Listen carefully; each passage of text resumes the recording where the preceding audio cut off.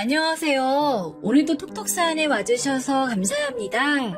오늘 첫 사연은 부천에서 쇼핑몰을 운영하는 30대 구독자님이 보내주셨어요. 오늘도 두 가지 사연 준비되어 있는 거 아시죠? 나가지 마시고 끝까지 집중해 들어주세요. 그럼 바로 시작할게요. 전 톡톡 사연 나미입니다.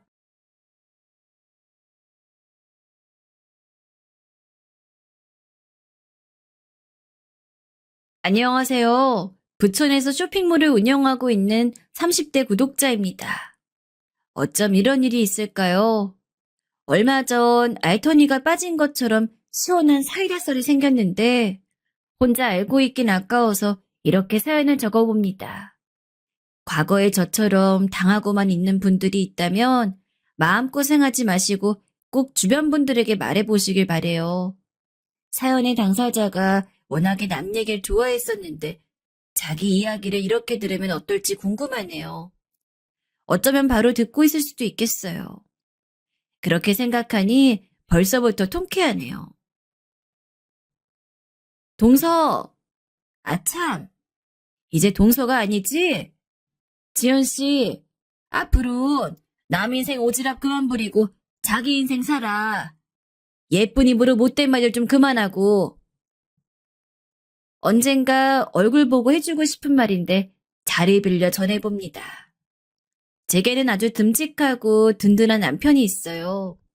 서로 사랑하는 것도 사랑하는 거지만 그것과는 별개로 같이 있으면 안정이 되고 한없이 의지가 되는 사람이랍니다. 연애할 때부터 그랬어요. 왜 있잖아요. 모두에게 친절하진 않아도 자기 사람에겐 끔찍히 잘하는 그런 사람. 남편이 딱 그런 타입이었거든요. 묵묵한 성격인데 그 묵묵함 안에 따뜻함과 배려가 돋보였어요. 그런 모습에 반해 제가 더 결혼을 보챘네요. 지금 생각해도 참 잘한 결혼이에요. 남들은 남의 편이라고 해서 남편이라고 부른다는데 제 남편은 무조건 제 말을 믿고 편들어주는 사람이거든요. 전 동서와의 일도 남편이 있어 통쾌하게 해결될 수 있었던 것 같아요. 남편과 처음 만난 건 동네 카페였었습니다. 평일 오후에 한적한 카페요. 평범한 회사원 둘이라면 절대 만나지 못할 시간과 장소였어요. 전 앞서 말씀드린 것처럼 온라인 쇼핑몰을 운영하고 있어요. 레트로한 그릇이나 컵, 작은 인테리어 소품을 판매하는 쇼핑몰이랍니다. 왜 있잖아요. 어릴 때 집집마다 있던 델몬트 유리병 같은 거. 그게 한동안 엄청 유행이라 없어 못 팔 정도였거든요. 주로 그런 걸 구해다 팔고 있어요. 투박한 폰트로 서울 우유, 칠성 사이다 같은 게 적힌 예쁜 컵도 있고 화려한 프린팅이 된 그릇이나 패턴 테이블보, 화분 같은 것도요. 젊을 때는 옷이나 액세서리들을 주로 팔았는데 이젠 제가 직접 모델을 하기에는 좀 남사스러운 나이가 되어서요. 그렇다고 다른 누구를 모델로 내세울 만큼 옷을 잘 고르는 것도 아니에요. 그러다 보니 요즘엔 자연스럽게 소품 쪽으로 힘을 주고 있네요. 무튼 이제는 쇼핑몰이 완전히 자리를 잡아서 직원도 쓰고 하지만 남편을 처음 만났을 무렵엔 그럴 여력이 없었습니다. 저 혼자서 발품 팔아 물건도 구하고 홈페이지 관리도 하고 물건도 포장하고 매일이 정신없는 하루의 연속이었죠. 그래도 너무 보람차고 기뻤어요. 누구의 눈치도 보지 않고 나만의 사업을 할 수 있다는 게 거기다 어지간히 자리를 잡아서 이젠 그럭저럭 먹고 살 만큼 벌 수 있다는 게 그저 감사했거든요. 창고 겸 사무실로 쓰는 공간이 있지만 물건을 쌓아놓다 보니 예쁘게 꾸미지 못하고 살았습니다. 그래서 오전에 카페로 출근해서 인테리어 소품들 사진을 촬영하고 사진을 보정하고 홈페이지에 업로드하는 작업을 하곤 했어요. 매일 그 카페에 출근 도장을 찍는 단골 중에서도 단골이었죠. 사장님이랑 알바생이랑도 꽤 친했고요. 그런 사정이다 보니 카페에 자주 오는 사람들은 눈에 있더라고요. 남편은 그 손님들 중 하나였어요. 정장을 멀끔하게 차려입고 카페에 앉아 서류들을 펼쳐놓고 여기저기 전화하는데 자세히 들어보니 무슨 의료용 기기 같은 걸 영업하는 사람이더라고요. 손에 들고 쓰는 조그마한 기구가 아니라 왜 있잖아요. MRI나 엑스레이처럼 커다란 검사기계요. 처음엔 관심도 없었고 그냥 수많은 손님 중 한 명인가 보다 하고 지냈는데 어느 날엔가 바로 근처에 앉는 바람에 통화 소리가 다 들리더라고요. 본의 아니게 엿듣게 되었죠. 과장님, 저 아시잖아요. 제가 어디 없는 소리 할 사람인가요? 처음엔 오직 저만 믿고 저희 회사 설비를 선택해 주셨을 때 제가 분명히 말씀드렸죠. 끝까지 책임진다고요. 장비에 혹여라도 어떤 결함이든 문제든 흠집이든 사소한 어떤 거라도 발견되면 새벽이든 주말이든 괴념치 마시고 꼭 전화 주십시오. 제가 다 책임지겠습니다. 예, 예, 들어가세요. 어찌나 자신감이 넘치고 남자답던지요. 소품 사진을 찍고 있었던 사실도 잊어버리고 넋을 놓고 훔쳐봤다니까요. 첫눈에 반하고 만 거죠. 그 뒤로는 괜히 카페에 갈 때마다 신경이 쓰이더라고요. 옷도 좀 더 꾸미게 되고요. 어린 시절부터 제 이상형은 늘 한결같이 듬직한 남자였어요. 게다가 저희 남편 꽤 핸섬하거든요.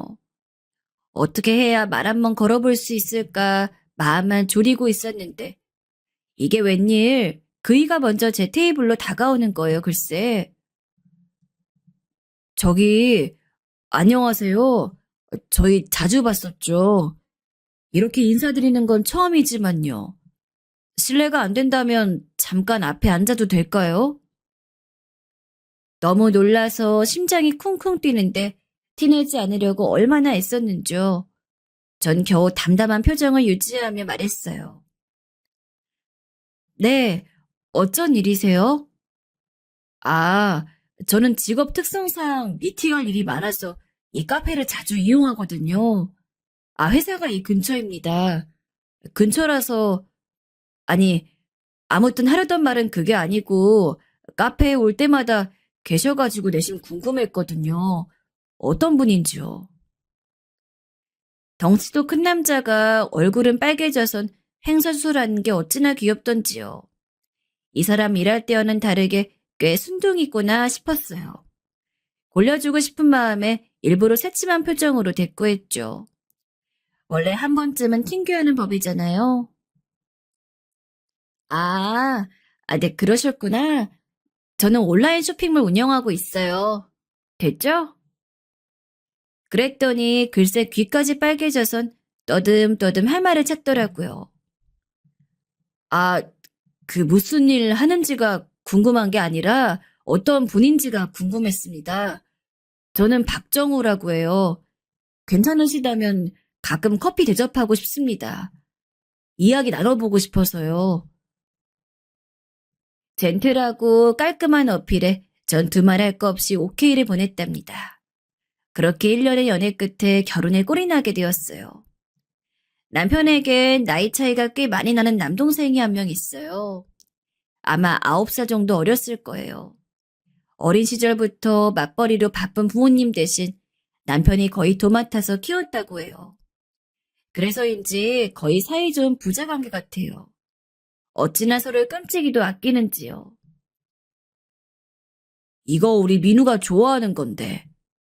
오, 이거 우리 민우한테 잘 어울리겠다. 데이트를 할 때도 이런 말을 습관처럼 달고 살았습니다. 이제와 생각해보니 질투를 할 법도 했는데 그 당시에는 그런 모습이 그저 좋아 보이기만 했네요.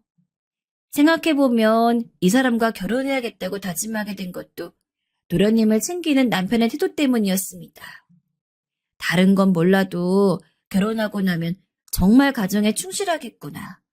그런 생각이 절로 들었거든요. 그리고 그 생각은 정확히 맞아떨어졌죠. 결혼식을 준비하고 신혼집을 구하고 살림을 합치는 동안에도 남들은 한 번씩 다 거치고 간다는 부부싸움이나 사소한 다툼 한 번 없었어요. 늘 든든하게 곁에서 지지해주는 남편 덕분이었죠. 그러던 어느 날 남편이 제게 할 이야기가 있다며 분위기를 잡았어요. 이렇게 진지하게 이야기하는 일은 잘 없었기 때문에 전 무슨 이야기일까 궁금하면서도 내심 두려운 마음도 들었습니다. 여보, 우리 민우 말이야. 고시 준비 끝마칠 때까지는 지금처럼 물심양면 도와주고 싶어. 알잖아. 내가 민우를 어떻게 생각하는지, 또 민우가 나를 어떻게 생각하는지. 부모님은 연로하셔서 이제 그런 거 기대할 수가 없잖아. 난 우리 민우 믿거든. 할 수 있을 거라고. 내 힘닿는 데까지 밀어줘 보고 싶어. 오랜 시간이 걸리지는 않을 거야, 분명. 그래서 당신에게 양해를 구하고 싶어. 별다른 이유가 없다면 지금처럼 민우를 좀 지원해줘도 될까? 남편의 성격상 제게 이런 말을 꺼내기까지 속으로 참 많은 고민을 했었을 거예요. 귀까지 빨개진 것으로 봤을 때 아마 몇 날 며칠은 고민했겠죠. 저는 뭘 그런 걸 고민이란 듯이 제 대답을 기다리고 있는 곰 같은 우리 남편을 꼭 안아주었답니다. 물론이지. 도련님 좀 도와준다고 먹고 사는데 지장 있는 것도 아닌데. 합격할 때까지 공부 말고 다른 걱정하지 않을 수 있도록 오빠가 잘해줘. 아니, 꼭 신신당부해줘. 쓸데없는 거 신경 쓰지 말고 꼭 공부만 하라고 말이야. 알겠지? 용돈 부족하면 나도 붙여줄 테니까. 오빠에게 가족이면 내게도 가족이잖아. 여보, 고마워. 나중에서야 들은 이야기지만 이때 도련님과 남편이 제게 참 많이 고마워했다고 해요. 그렇게 다시 시간은 흘러 결혼 3주년을 앞두고 있던 어느 날 도련님으로부터 좋은 소식이 날아들었어요. 마침내 길고 긴 고시 생활을 끝내고 검사가 된 거예요. 저와 남편은 그 소식을 듣자마자 얼싸안고 기쁨의 눈물을 흘렸습니다. 남편에게 도련님이 어떤 의미인지 누구보다 잘 알고 있다 보니 절로 그렇게 되더라고요. 몇 년간 바깥 생활은 하지도 않고 공부에 매진한 도련님의 노력을 알기에 정말 대견했어요. 우리 민우 이제 좋은 직장도 생겼으니까 괜찮은 신부감만 찾으면 딱이겠다. 남편이 기쁜 얼굴로 말했어요. 아유, 안 그래도 검사라고 하면 소개팅이나 손자리가 줄을 선다더라. 오빠 걱정 마.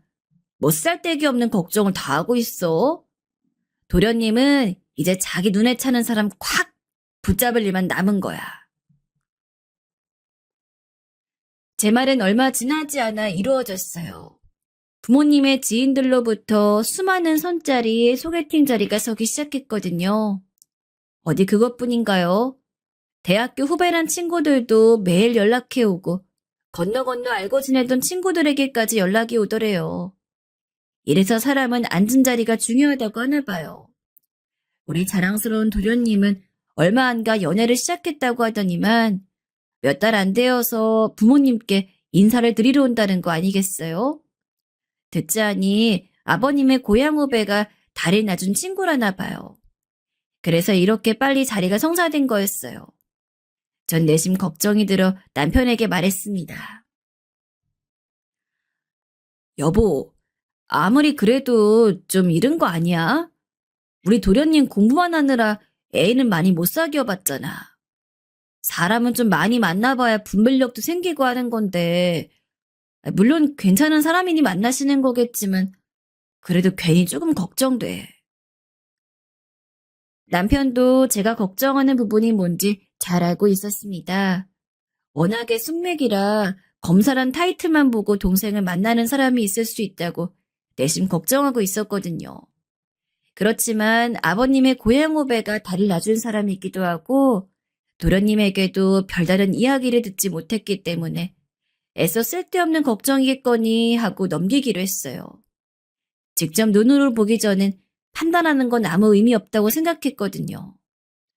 그런데 역시나 제 걱정은 현실이 되어버렸습니다. 예비동서를 처음 소개받는 날부터 분위기가 좀 쎄했어요. 뭐랄까, 대놓고 선을 넘진 않는데 살살 긁는 느낌이랄까요? 화를 내자니 제가 이상한 사람이 되는 것 같고 그렇다고 참자니 그것도 좀 꼴이 우습고 그 미묘한 경계 말이에요. 예비동서에 거슬리는 행동은 처음 마주 앉았을 때부터 시작되었습니다. 신부님께 인사드리기 전에 저희 부부와 도련님 부부만 따로 먼저 만남을 가진 자리였거든요. 도련님이 예약해놓은 식당이라 전 예의상 정말 맛있겠다면서 도련님 덕분에 이런 식당에 다 와보고 호강한다고 고맙다고 먼저 인사를 드렸죠. 그러면 보통은 상식적인 선에서 안부 인사가 오갈 텐데 예비동서는 그런 거 없이 다짜고짜 이렇게 이야기하는 거예요. 어머 언니, 이런 식당은 잘 안 오셨나 보다. 요즘 젊은 친구들 사이에선 유명하거든요, 여기.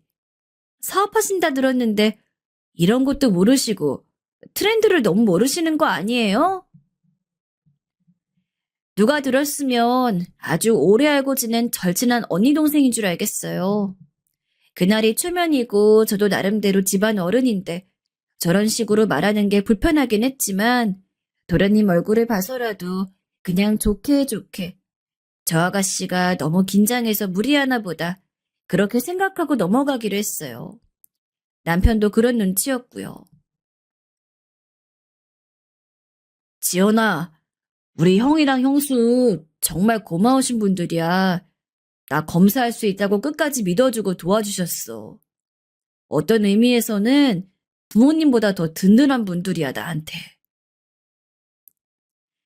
듣다 못한 도련님이 애둘러 한 소리 했는데 이해를 못한 건지 일부러 못 알아듣는 척 하는 건지 갈수록 한수를 더 뜨더군요. 그런데 두 분은 어떻게 만나 결혼하셨어요? 언니가 먼저 따라다니셨어요? 아주버님이 훨씬 인기 많으셨을 것 같은데? 어떻게 아주버님이랑 결혼하셨지? 그쯤 되니 헛웃음이 다 나더군요. 이렇게 눈치가 없을 수가 있을까요? 이젠 남편이 언짢아 해서 오히려 제가 진정시켜야 할 분위기였어요. 그렇게 겨우 누르고 식사를 하려는데 기어이 또 한마디를 덧붙이더군요. 남편에게는 꼬박꼬박 아주버님이라고 하면서 저한테는 굳이 언니라고 하더라고요. 처음부터 저를 집안 어른으로 생각하고 싶지 않았던 걸까요? 다시 생각할수록 사람이 더 밉게 기억되네요. 아, 참. 언니 쇼핑몰 하신다고 했죠? 근데 여자가 집에서 남편 내조해주는 게 더 좋지 않아요? 보다 못한 남편이 헛기침을 하며 밥 식겠다, 얼른 먹자 하면서 대화하기 싫은 티를 팍 냈어요. 어찌나 살아온판 같던지 결혼하면 도련님 내조 잘하겠단 말이겠지. 하고 남편 옆구리 쿡 찌르고 속삭이고 말았네요. 집으로 돌아오면서 남편과 저는 번갈아 가며 한숨만 푹푹 쉬었습니다. 저 사람은 영 별로인 것 같은데 하면서 말이에요. 그날 밤 도련님이 저희 부부에게 장문의 메시지 보냈더라고요. 남편에게 따로 저에게 따로요. 물론 예비동서가 예의 없이 군 것에 대해 사과하는 메시지였어요. 오늘 많이 불편하셨죠? 정말 죄송하다.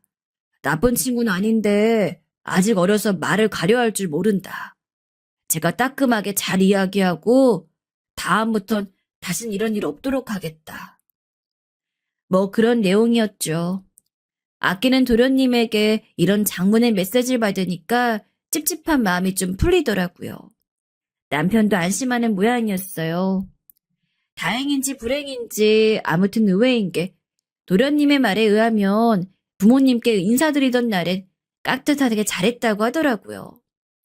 저희 신부모님도 아가씨가 사근사근하고 부침성이 좋다며 예쁘게 보시고 결혼을 일사천리로 진행시켰던 걸 보면 어른들께는 그 못된 심보를 꽁꽁 숨겼던 것 같아요. 처음에는 조금 꺼림칙한 느낌이 있었지만 도련님의 사과도 있고 또 신부모님께는 잘했다고 하니 그날의 일은 완전히 잊기로 남편과 합의를 봤어요. 우리가 아끼는 도련님이 선택한 사람인데 잘해보자. 긴장해서 실수한 거겠지. 그래, 민우를 믿어주자. 지금까지도 그래왔잖아. 그렇게 도련님은 동서와 무사히 결혼을 마치고 가장으로서의 인생을 새로 시작하게 되었어요. 이렇게 해피엔딩으로 끝마쳤다면 얼마나 좋았을까요? 동서의 폐악질은 아직 시작도 되지 않았다는 것을 그때 우린 누구도 알지 못했어요. 어느 날 낯선 번호로 전화가 오더라고요.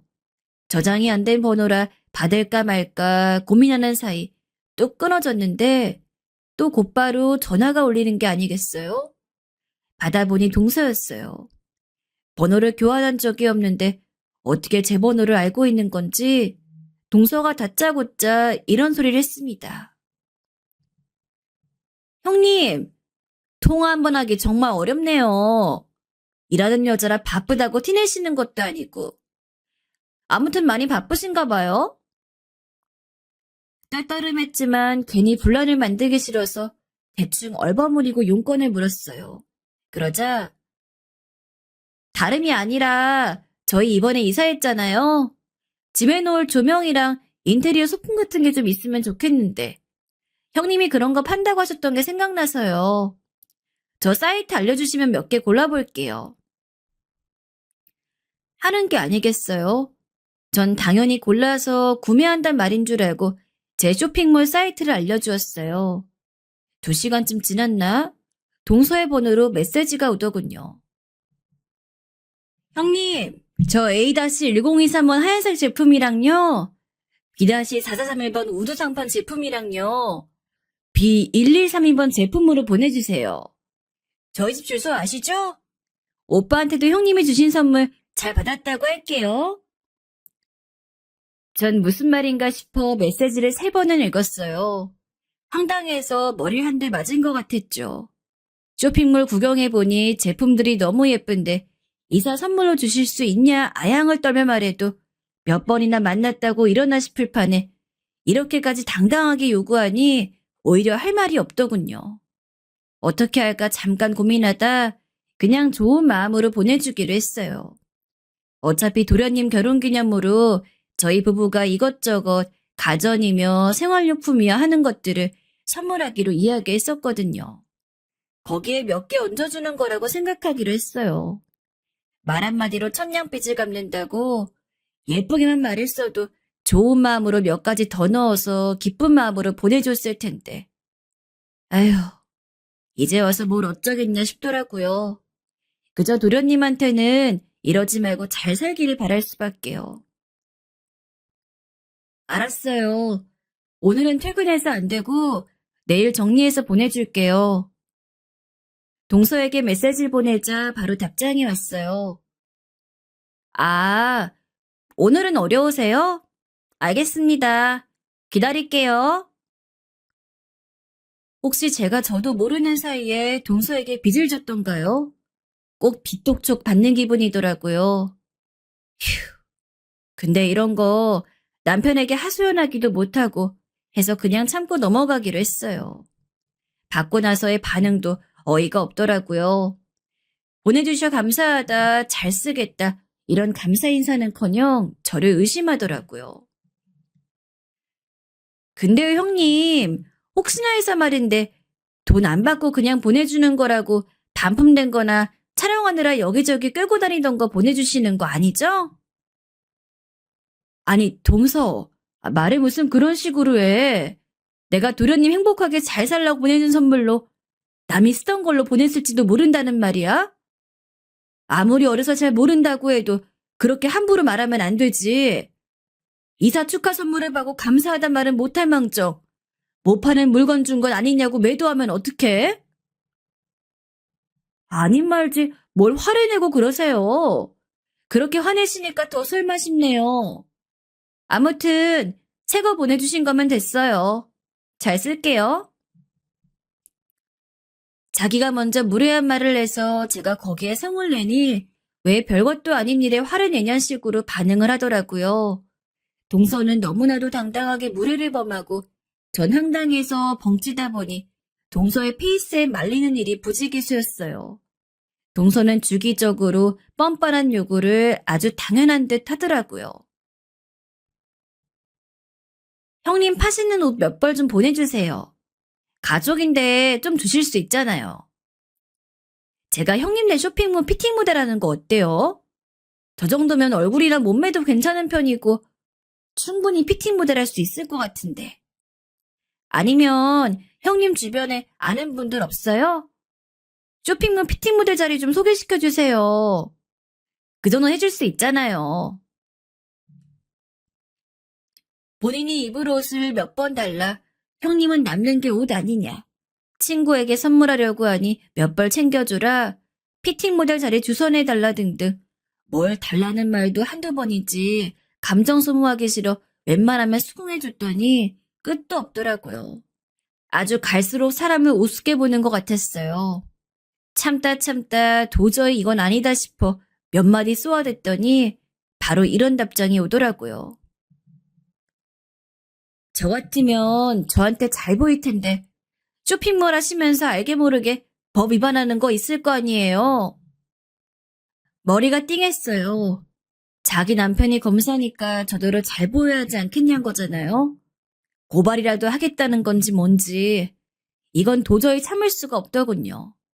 그대로 동서에게 전화를 걸어 싸붙이기 시작했어요. 동서, 내가 예전부터 참았는데 말이야. 이젠 도저히 못 참겠다.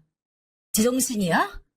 어떻게 집안 사람한테 그따위 말을 할 수가 있어? 어? 동선 대체 뭐가 문제야? 내가 우스워? 한참을 가만히 듣고 있던 동서가 딱 한마디라고 전화를 끊어버리더군요. 다 하셨죠? 두고 보세요, 형님. 끝까지 위협이라니 어이가 없어 헛웃음밖에 안 나더라고요. 그 뒤론 다시 전화를 걸어도 수신 차단을 했는지 계속 음성 사서함으로 넘어가 버렸어요. 이때 남편이나 도련님에게 이야기했으면 일이 좀 더 조용하게 해결되었을 텐데 바보 같은 저는 단순히 동서가 저를 싫어해서 그런 거니 저만 참으면 될 일이라고 생각하고 말았네요. 상견례 때도 그렇고 그 이후로도 부모님께는 눈치껏 잘한다고 들었거든요. 도련님하고도 알콩달콩 잘 지내는 것 같았고요. 그래도 한바탕 한 이후로 제가 불편해진 건지 꼴도 보기 싫은 건지 연락이 뚝 끊어지더라고요. 전화해서 옷 내놔라, 피팅 모델 시켜달라 그런 소리 안 하니까 어찌나 살 것 같던지요. 남편에게 넌지시 물어보니까 도련님하고는 여전히 잘 지낸대요. 다행이다 싶었죠. 그렇게 일단락 되는 줄 알았는데 진짜 큰일은 추석 때 벌어졌어요. 저는 원래 명절 보내는 걸 좋아해요. 어린 시절부터 시골 큰 집에 내려가서 맛있는 거 잔뜩 먹고 사촌들이랑 뛰어놀고 하던 게 좋은 기억으로 남아있거든요. 특별히 제사를 지내는 것도 아니고 해서 제게 있어 명절은 보통 친척들 얼굴 보고 다 같이 맛있는 거 먹고 하는 날이었어요. 결혼할 때 내심 걱정이 됐긴 했죠. 왜 우리나라 명절하면 그런 이미지가 있잖아요. 여자들은 다 같이 음식 준비하느라 고생하고 남자들은 TV나 보면서 쉬고 시댁에 가서 제사 음식 한번 안 해봤냐며 혼날까봐 걱정을 많이 하긴 했어요. 근데 괜한 걱정이었죠. 남편만큼이나 시댁 식구분들도 다 좋으신 분들이었거든요. 게다가 남자들도 다 같이 제사 음식을 준비하는 분위기라 화기애애한 분위기 속에서 편하게 음식을 준비할 수 있었어요. 정말 복받은 일이라 생각해요. 그렇게 즐겁기만 한 명절이었는데 이번 명절은 무섭기만 하더군요. 동서와 마주 앉아 계속 부딪힐 테니까요. 그 답답한 분위기 생각만 해도 벌써부터 피곤해졌어요. 그래도 어쩌겠어요. 가야죠. 전 그렇게 누구에게도 답답한 마음을 털어놓지 못하고 시댁으로 향했습니다. 생각해보면 웃깁니다. 잘못한 사람은 발 뻗고 잠만 잘 자는데 저만 계속 전전긍긍 도련님네는 별일이 없는지 걱정하고 다가오는 명절을 두려워만 했던 게요. 어머, 어서 오세요 형님. 정말 오랜만이네요. 먼저 와 있던 동서가 가장 먼저 달려나와 저를 반겼습니다. 이 어시 같은 게 왜 이러나 싶어 어리둥절했지만 좋은 게 좋은 거라고 신부님 앞에서 불편한 소리 나오지 않게 하려고 일어나 싶더군요. 남편을 보니 남편도 어리둥절한 표정을 짓고 있었어요. 처음 인사할 때도 그렇고 결혼식장에서도 제게 살갑게 구는 꼴을 못 봤거든요. 어쩜 그렇게 손바닥 뒤집듯이 신부님이 계실 때와 안 계실 때와 태도가 휙 바뀌는지 이쯤 되니 대단한 능력이란 생각까지 들더라고요. 그래요. 잘 지내셨어요? 남편이 안도하며 동서에게 안부를 물었어요. 이제 철이 좀 들었나 싶었나 봐요. 원래 결혼하면 어른이 된다잖아요. 남편은 동서가 결혼하고 도련님과 살면서 많이 성숙해졌나 보다 했던 것 같아요. 동서는 남편에게도 웃으면서 대꾸하더라고요. 아유, 말도 마세요. 저희 남편 요즘 얼마나 바쁜지 내조하느라 정신이 없다니까요. 형님, 장사는 어떠세요? 여전히 잘 되세요? 제게 이거 보내달라 저거 보내달라 하던 동서가 게다가 법을 위반한 건 없냐던 저런 소리를 하니까 솔직히 좀 불편하더라고요. 그래도 명절이고 분위기 망치기 싫어서 제가 과민한 거라고 생각하고 넘겼어요. 네, 그냥 여전하죠 뭐. 그리고 대화가 더 길어지기 전에 서둘러 자리를 빠져나왔습니다. 동서가 정신을 차렸든 말든 전 이미 감정이 상한 지 오래였으니까요. 될 수 있으면 대화를 섞기도 싫었어요. 그럴 에너지도 없었고요. 그 무렵엔 일 때문에 큰 스트레스를 받고 있었거든요. 10년간 일했던 적이 한 번도 없었는데 최근 들어 별점 테러를 당하는 일이 좀 있었습니다. 프로필 사진도 걸려있지 않고 아이도 대충 만든 게 딱 악의적인 유령 계정이었죠. 저희 쇼핑몰 사이트는 구매한 사람만 리뷰를 달 수 있게 해놓았거든요. 별점 테러하려면 아무튼 물건을 구매해야 하는데 처음에는 정말 저희 물건에 하자가 생긴 줄 알았어요. 컵에 이가 나가 있다거나 다 깨진 채로 도착했다거나는 리뷰로 시작되었거든요. 정말 죄송한 마음을 담아서 사과의 댓글을 남기고 환불 보상 처리까지 해드렸어요. 그런데 하자 물건을 받았던 리뷰가 며칠에 하나꼴로 올라오는 거예요. 지금껏 이랬던 적이 한 번도 없거든요. 왜냐하면 제가 직접 물건을 꼼꼼하게 검수한 뒤 2중, 3중으로 단단히 포장을 해서 보내요. 택배도 저희 회사랑 계약된 고정 기사분이 오는 거라 깨질 수 있는 물건인 걸 아시고 특별히 조심해 주시고요. 그래도 만약이라는 것이 있으니까 보상과 환불 처리 확실하게 해드렸죠. 그런데 점점 선을 넘는 리뷰를 남기시더라고요. 컵에 누가 사용했던 흔적이 남아있네요. 라든가 중고로 2,000원에 업어와서 2만 원에 파시네요. 같은 근거 없는 리뷰들이요. 참 정성이다 싶었어요. 이 짓이 얼마나 오래 갈까 싶었던 거죠. 그런데 그렇게 놔둔 것이 잘못이었을까요? 그 리뷰들 때문인지 이번 달 판매량이 눈에 띄게 저조해졌습니다. 급기야 긴급 공지사항을 올려야 하는 수준까지 되었죠. 직접 물건을 검수하고 포장하기 때문에 그렇게까지 물건에 하자가 생길 수 없다. 생산 공장에서 바로 물건을 떼우기 때문에 중고품이 섞일 가능성도 없다. 아무리 해명을 해도 그 악의적인 리뷰들을 읽은 소비자들은 마음 한구석에 드는 찜찜함을 털어낼 수 없었나 봐요. 이 사태를 어떻게 해결할지 고민하던 차에 남편이 그러더군요. 우리 민우 직업이 뭔지 잊었어? 이번 명절에 만나서 상의해보자. 아유, 그래도 명절인데 명절에까지 일 생각하게 하고 싶지 않아. 저라고 왜 도련님을 생각하지 못했겠어요. 그런데 이제 막 검사가 되었고 자기가 맡은 일을 처리하기도 벅차 매일 야근하는 사람에게 어떻게 사사로운 일을 부탁하겠어요. 그럴 마음으로 공부시킨 게 아니잖아요.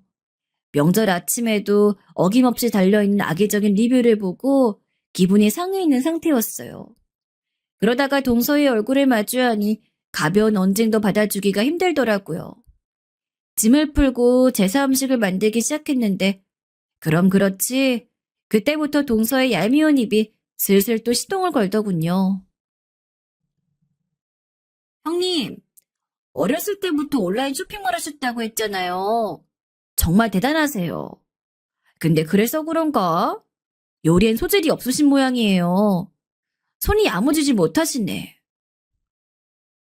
나 신경 쓰지 말고 동서는 동서 할 일이나 잘해요. 꼭 남들이 없을 때만 찰싹부터 저런 소리 해대는 게 얼마나 얄밉던지요. 칭찬하는 척하면서 말에 뱅뱅 눌러 저를 까내리더라고요. 에이 참, 어떻게 신경을 안 써요. 그래도 제사 음식인데요. 어머님께 말씀드려야겠다. 형님이 저를 예쁘게 못 붙이신다고요. 전을 뭐 얼마나 예쁘게 붙이라는 건데 대체. 어이가 없더라고요. 자긴 일을 하는 둥 마는 둥 하면서 시비거리나 찾는 주제 저런 소리 하다니요. 더 얄미운 건 그러다 누구라도 다가오면 바로 입을 싹 닫고 친한 척을 한다는 거예요. 어머, 우리 형님 부친전 너무 맛있다. 어머, 우리 형님은 송편도 예쁘게 잘 빚으신다. 어찌나 가증스러운지요. 그렇게 스트레스가 점점 쌓이는데 기어이 일을 내더라고요. 어머, 형님 진짜 일머리 없으시다. 콩밥 좀 드셔봐 정신 차리시려나? 저도 더 이상은 못 참겠더라고요. 순간 화가 나서 저도 모르게 큰 소리 내고 말았어요. 아니 동서, 도련님이 검사지 동서가 검사야? 왜 그러는 거야 대체? 동서는 뭐가 문제야? 아니 동서가 검사라도 그렇지. 가족한테, 그것도 집안 손윗 사람한테 말끝마다 콩밥이 어쩌고 깜빵이 어쩌고 그딴 소리 해도 되는 거야? 도련님도 동서가 이러고 다니는 거 알아? 한바탕 쏟아내고 나니까 아차 싶더라고요. 아무리 그래도 여긴 신부님 댁인데 그나마 저와 동서만 거실에 나와 있어 다행이지. 제 목소린 TV 소리에 묻혀 몇몇 사람 말고 못 들은 모양이었어요. 그 몇몇 사람 안에 남편이 포함되어 있었다는 게 문제라면 문제였지만요. 당신 그게 무슨 소리야? 지금 내가 제대로 들은 게 맞아? 재수 씨가 당신한테 콩밥이 어쩌고 그런 소리를 했다고? 남편의 표정을 보니 심상찮은 게 가만 놔두면 단달이 사달이 날 것 같았습니다. 아무리 동서가 제게 막말을 했다고 해도 가족들이 다 모인 날에 그것도 명절에 집안 싸움 만들면 안 되는 거잖아요. 게다가 남편과 도련님이 보통 사이인가요, 어디? 저랑 동서 사이의 일 때문에 둘 사이에 분란을 만들기도 싫었어요. 그래서 정말 싫지만 남편을 어른들 앞에서 큰 소리 내는 나쁜 사람으로 만들기 싫다는 의지 하나로 동서를 변호하기 시작했어요. 아, 아니야. 동서가 농담으로 한 말인데 내가 예민했나 봐. 요즘 좀 곤두서 있잖아, 쇼핑몰 일 때문에. 제가 그렇게까지 말하고 나서야 남편이 좀 진정하더라고요. 집안 어르신들이 무슨 일인지 기웃거리는 것도 신경이 쓰인 모양이고요. 알았어. 내가 오해했나 보네. 미안해요, 재수씨. 근데 아무리 농담이라도 그런 말은 좀 심한 것 같네. 자제해요. 네, 그럴게요. 죄송해요. 동서는 입으로 사과를 하면서도 못마땅한 표정을 짓고 있더라고요. 거기서 제 이성의 끈이 뚝 끊어질 뻔했지만 남편이 바로 달려와 제 편을 들어줬다는 점에서 마음이 조금 풀렸던 것 같아요. 그렇게 방으로 들어가려던 남편이 생각이 났다는데 도련님을 불렀습니다. 민우야, 잠깐만 나와봐봐. 안방에서 어르신들에게 둘러싸여 여러 질문 폭탄을 받고 있던 도련님이 반색을 하고 뛰어나왔습니다. 아무래도 집안에 검사가 나왔으니 가족분들이 물어보고 싶은 게 많으신 것 같아요. 왜 다들 그렇잖아요. 주변에 부동산 하는 사람이 있으면 땅에 관심이 없어도 괜히 물어보고 싶고 주식으로 돈 번 사람이 있으면 주식에 관심이 없어도 괜히 물어보고 싶은 마음. 검사한텐 오죽했겠어요. 그렇게 매번 명절마다 시달리는 게 좀 안쓰러울 지경이었습니다. 남편의 호출이 도련님에게는 반가운 일일 수밖에요. 집안 어르신들 사이에서도 둘의 우애는 유명했거든요. 형, 무슨 일이야? 혹시 사이버 범죄 수사 이런 것도 담당하니? 남편이 제 쪽을 가리키며 도련님에게 되물었어요. 하지. 근데 형수님께 무슨 일이라도 있는 거야? 도련님이 놀란 기색으로 저를 쳐다봤어요. 남편과 우애가 좋은 만큼 저와도 끈끈했거든요. 그 표정이 어찌나 든든하던지 그간 서러웠던 게 한 번에 복받쳐 올라 주책맞게 눈물이 날 뻔했답니다. 요즘 네 형수 쇼핑몰에 악의적인 리뷰를 남기는 사람이 있거든. 어지간하면 우리 선에서 해결해 보려고 했는데 경찰서에 신고하니까 고소장은 받아주질 않더라고. 온라인 쇼핑몰 리뷰의 경우 본인의 생각을 적은 거기 때문에 악의적인 테러라 볼 수 없다나. 개인의 자유라나 뭐라나. 근데 도가 지나쳐도 너무 지나쳐. 일부러 물건을 망가뜨려서 사진을 찍어 올리더라니까. 남편이 말을 하면서도 화가 치밀어 오르는지 눈살을 구겼습니다. 평소에 조용하고 차분한 사람이라 한번 화가 나면 분위기부터 완전히 바뀌어 정말 무섭게 느껴지거든요. 남편의 표정을 본 도련님도 덩달아 심각한 표정을 지었어요. 심각한 일인 것을 직감한 거죠. 형수님, 그 리뷰들 좀 보여주세요. 얼른요. 전 머뭇거리면서 핸드폰을 켜 그동안 찍어놓은 악성 리뷰들을 보여줬어요. 경찰서에 제출하려고 모아둔 거였는데 이렇게 모아놓고 보니 생각보다 양이 꽤 되더라고요. 와, 이거 완전히 사이코 아니야? 한 사람이 했다고 치면 정말 악의적이네. 형수, 형, 걱정 마. 이거 내가 무조건 고소장 접수해서 수사 시작하라고 할게. 이 정도면 수사 시작하기 충분해. 전 도련님의 핸드폰으로 그간 모은 증거 자료들을 전송했습니다. 미안해. 가뜩이나 바쁘고 정신없을 텐데 나까지 한숨 거들어서 명절에까지 일 생각하기 하기 싫어서 다음에 조용히 도움 요청하려고 했는데. 그러자 도련님이 어이없다는 듯 너털 웃음을 터뜨리며 말했어요. 아니 형수, 말 진짜 서운하게 하시네요. 우리가 보통 사이예요. 제가 검사된 것도 이렇게 다 누리고 사는 것도 다 형이랑 형수 덕분이잖아요. 저도 알고 형도 알고 형수도 알고 온 세상 사람들이 다 아는데 그렇게 서운한 말씀하지 말아요. 가슴속에 항상 감사한 마음 갖고 사니까요. 제가 형이랑 형수를 얼마나 아끼는데요. 그러니까 다신 그렇게 남처럼 이야기하지 마세요. 저 진짜 화냅니다. 도련님이 짐짓 단호한 태도로 말을 맺었어요. 너무 고마워서 또 눈물이 날 뻔했네요. 언제 이렇게 든든하게 자랐는지 그날만큼은 도련님이 남편만큼이나 큰 의지가 되었습니다. 걱정 마세요. 제가 이 자식 어떻게든 잡아서 반드시 콩밥 먹게 해줄 거니까. 뒤에서 듣고 있던 동서의 표정이 사색이 되어 있더라고요. 저한테 말하는 본세를 보면 분명 밖에서도 착하게 말할 스타일이 아닌데 혹시 동서도 이 사람처럼 리뷰를 나쁘게 단 적이 있나 싶었죠. 뭘 그렇게까지 해요. 쇼핑몰에서 별점 좀 안 좋게 줬다고 고소하고 그러면 어디 구매자들이 마음 편히 리뷰를 달겠어요? 그러다가 형님 쇼핑몰 이미지만 망가질까 걱정돼요. 그냥 좋게 좋게 해결 보시는 게 어때요? 뭘 어떻게 좋게 해결해? 이 사람한테 환불도 해주고 보상도 해주고 다 해준데도 이러잖아. 그렇게 마음에 안 들면 우리 쇼핑몰에서 구매를 안 하면 되는데 계속 구매하고 이런 리뷰 적는 걸 보면 분명 악의적인 마음이 있어.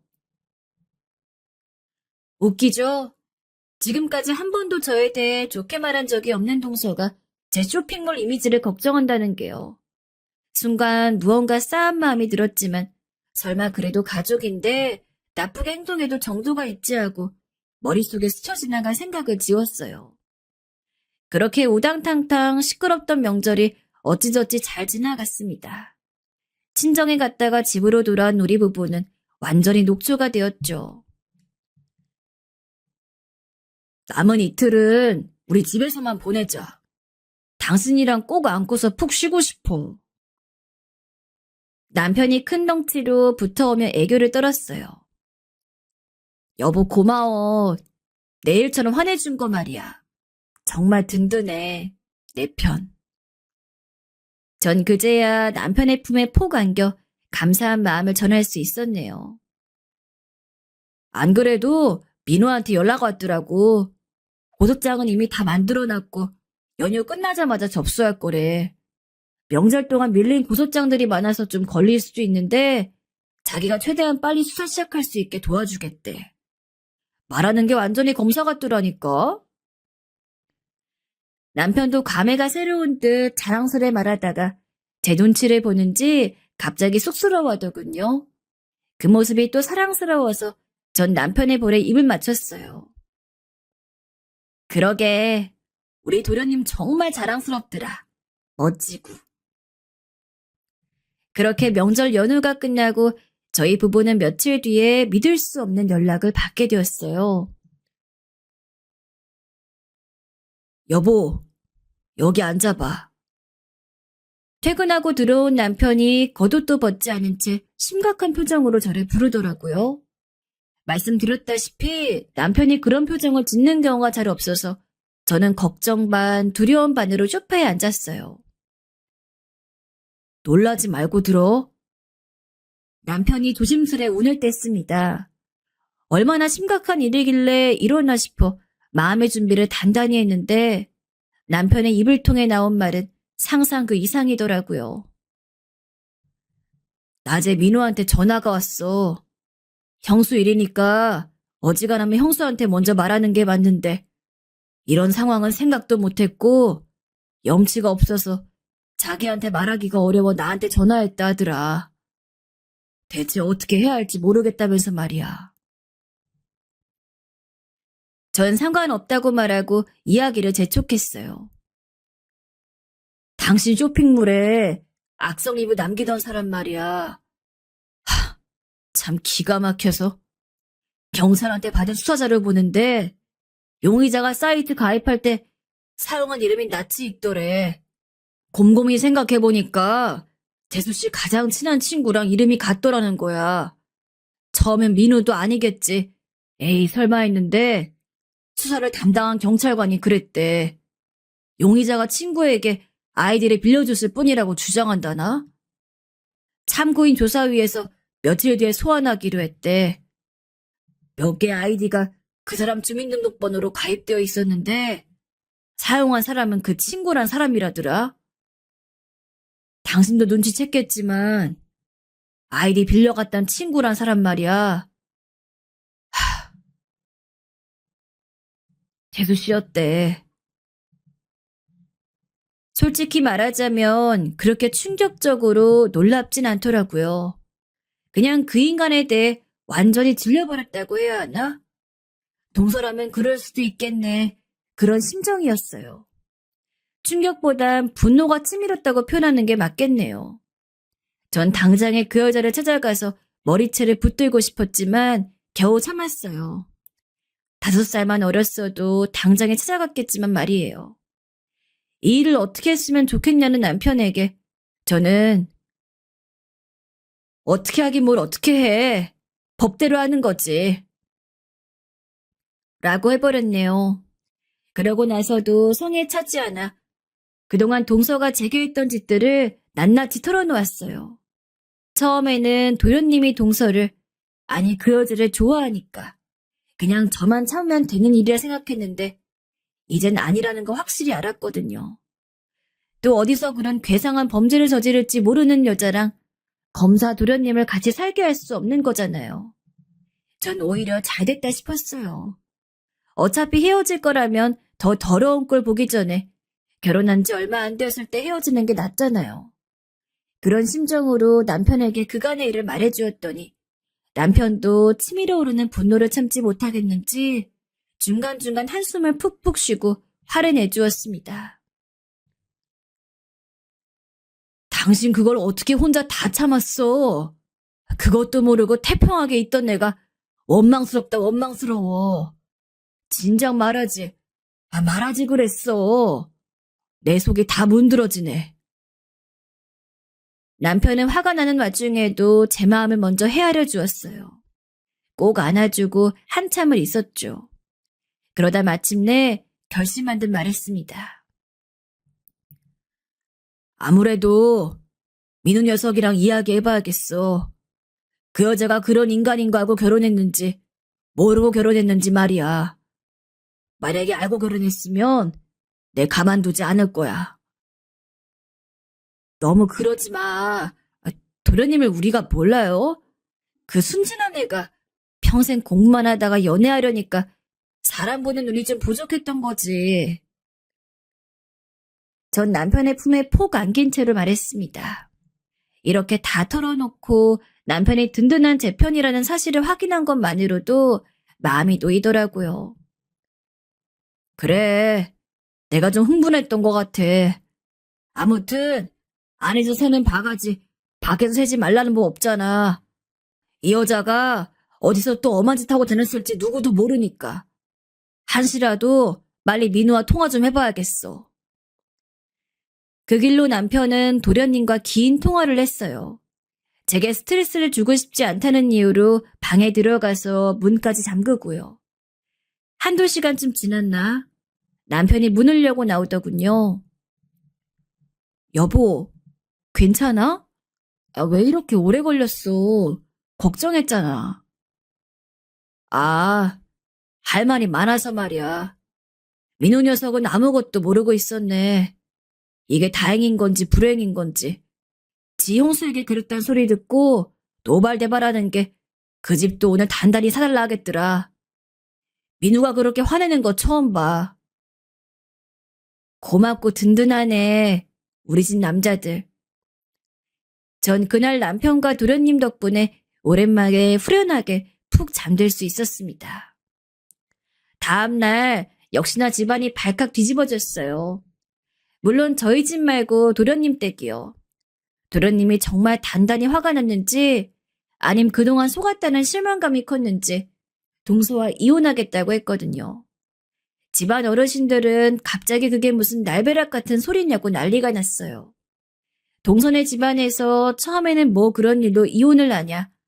우리 애가 그래도 시부모님은 얼마나 깍듯하게 모셨냐. 이러는 거 배신이다. 우리 집은 이혼 같은 거 절대 안 시킨다. 노발대발하셨대요. 그런데도 도련님이 완강하게 다른 사람도 아니고 자기가 부모님처럼 생각하는 형수님한테 그런 건 참을 수가 없다고. 자기 손으로 아내 콩밥 먹일 뻔한 심정을 아시냐고 하니 갑자기 사과를 하시더래요. 나 자식 교육을 잘못했다고 미안하다.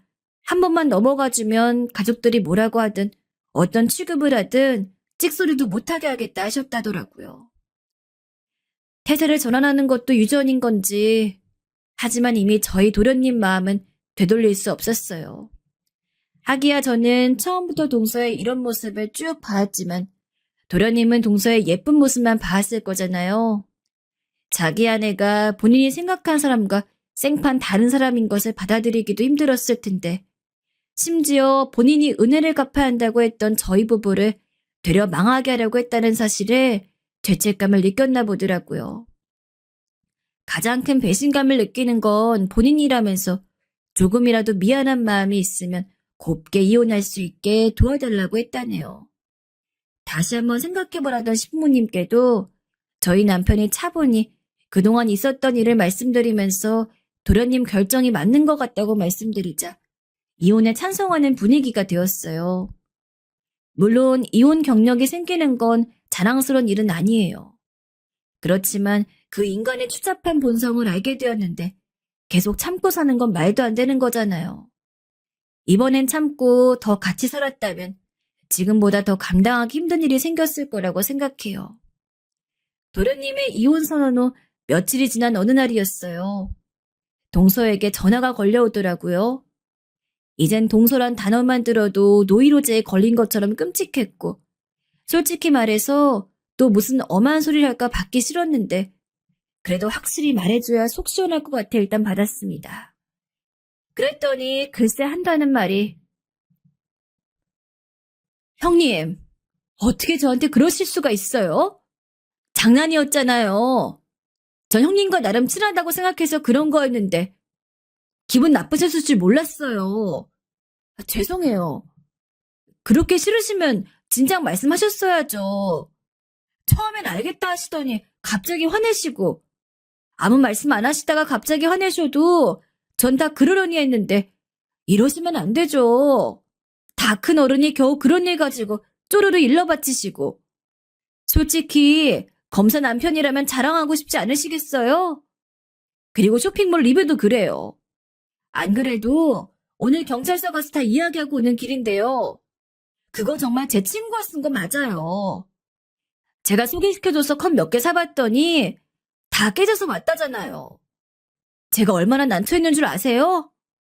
제가 형님 쇼핑몰 망하게 하려고 했다고요? 전 형님 잘 되시라고 친구들 소개해준 죄밖에 없어요. 오히려 안 좋은 쇼핑몰 추천해줬다고 제가 욕먹었다고요. 아무튼 형님 기분 나쁘게 한 건 죄송해요. 그러니까 형님도 저 이런 스모 겪게 하는 거 그만하세요. 좋게 좋게 넘어갈 수 있는 일을 왜 크게 만드시는 거예요?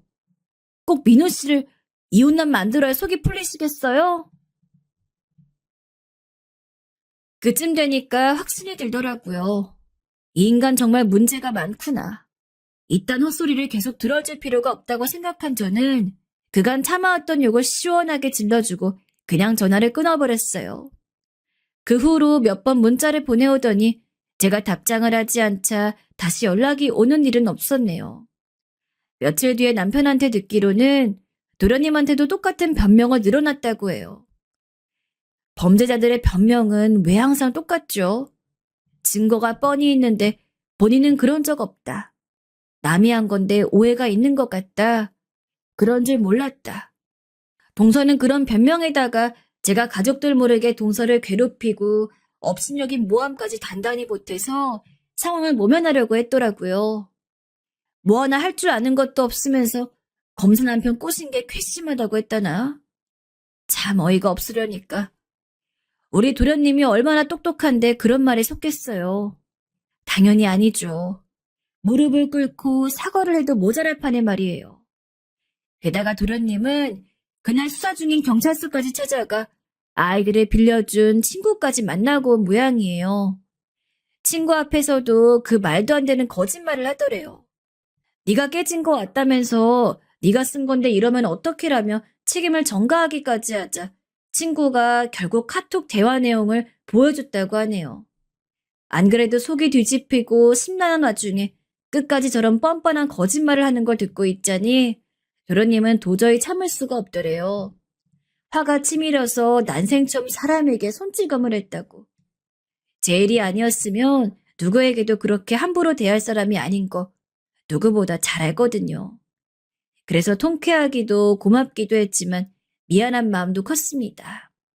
우리 마음 여린 도련님이 얼마나 자책을 할지. 야멀한데 얻어맞은 동서는 고소를 한 해 만에 소리 질러대더니 당신도 지금 자기한테 잘못한 거 아니냐고 서로 용서하고 넘어가자는 헛소리까지 했대요. 도련님이 꿈쩍도 하지 않자 자기를 용서하지 않으면 방금 때린 거 신고하겠다고 또 난리를 치고 그러다 자기가 신고하겠다는 사람이 그토록 자랑질하던 검사 남편이란 사실을 깨달았는지 아니면 그렇게 소리를 질러도 상황이 달라지지 않으니 포기한 건지 조용히 이혼 서류에 도장을 찍고 짐을 쌌다고 합니다. 도련님이 힘들까봐 그게 유일한 걱정이었는데 며칠간 온갖 거를 다 보았더니 정내미가 떨어져서 생각보다 힘들지 않다고 하더라고요. 지금까지 같이 산 사람은 누구인지 혼란스러워 슬프지 않다고 하는데 전 그게 더 마음 아프더라고요. 오랜 시간 열심히 공부만 하던 도련님이 이제 막 행복하려고 하던 때 그런 인간을 만났다니. 그게 또 도련님은 그 여자가 그런 인간인 걸 빨리 알아차리게 해준 저와 형이 고맙다고 하는 거 있죠? 우리 도련님 정말 속이 깊어요. 아유, 얼른 더 좋은 여자 만나서 행복했으면 좋겠어요.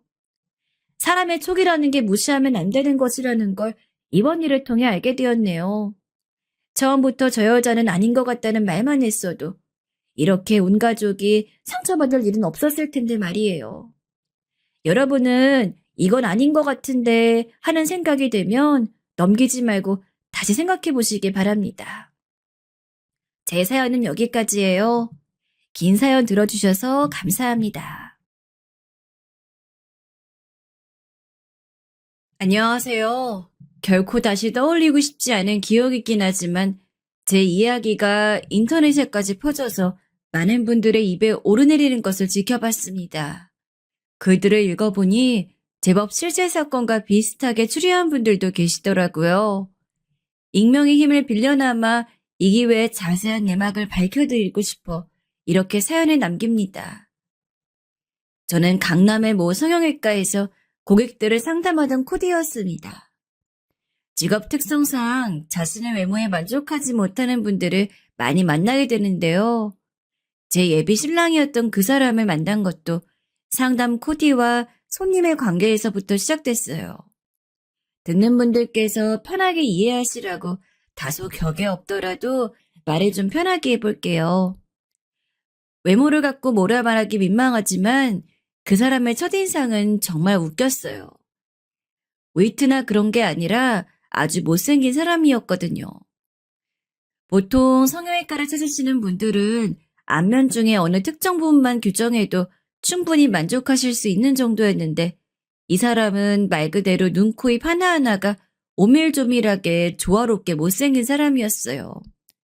표정도 어찌나 어벙한지 사실 뜯어놓고 보면 아주 못 봐줄 정도는 아니었는데 웰꺼풀인 눈이 축 처져 있으니 되게 멍청한 느낌이었어요.